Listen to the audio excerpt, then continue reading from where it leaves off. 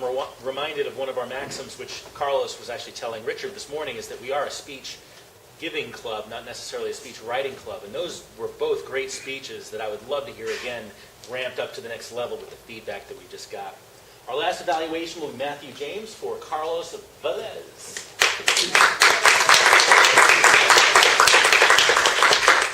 Thank you, Mr. General Evaluator, fellow Toastmasters and guests, and Carlos. Carlos's project today was to deliver what veteran Toastmasters refer to as a canned speech. It is a speech in a can that Toastmasters International asks us to open up and deliver with a little bit of our own customization. And they are notorious for putting speakers in a box that renders the speaker dull and the experience lifeless. Carlos took us well above that. Would you not agree? He brought energy and power to the presentation, and he customized the visual aid that Toastmasters International provides beautifully and presented it with excellence. He grasped the project well, and he made his point matching the purpose of the project and using the visual aids, not only customized, but also presenting them with a masterful and intuitive, natural kind of style that we love. We love. One of the things that he did about his presentation that we should all take notice of is, in this setting, unfortunately, he did not have a monitor to make sure that his slides were advancing as he wants. So he was forced to turn to look at the slide, which has the benefit of pointing us to the slides, but unfortunately many novice speakers end up staying there at the slide.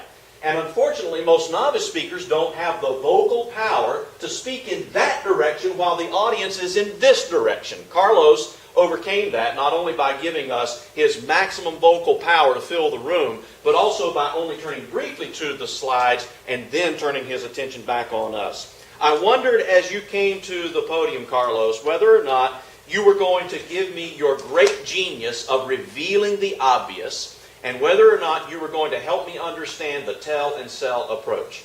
And you did that very effectively. You revealed the obvious in pointing out to us that our evaluations are not a critique, but they are constructive. And I very much value and appreciate that. I wanted to see whether or not you would motivate us to prioritize the evaluation portion of our roles. I wanted to see if you would equip us to prepare for our evaluations, and whether or not you would focus us on the delivery of the evaluations. You did those very well, but I think you could excel even higher if you had managed to give the information in the speech while maximizing a customization of it that focuses on your own experience.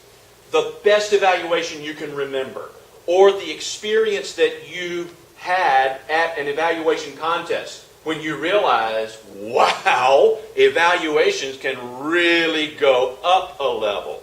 Our club needs to do better.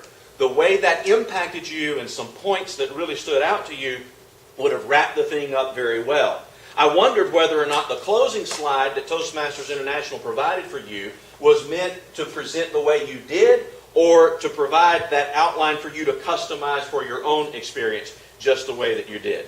Thank you for the speech. Thank you for helping us sharpen our evaluations. I look forward to much better evaluations all the way around as a result of what we've experienced today. Mr. General Evaluator.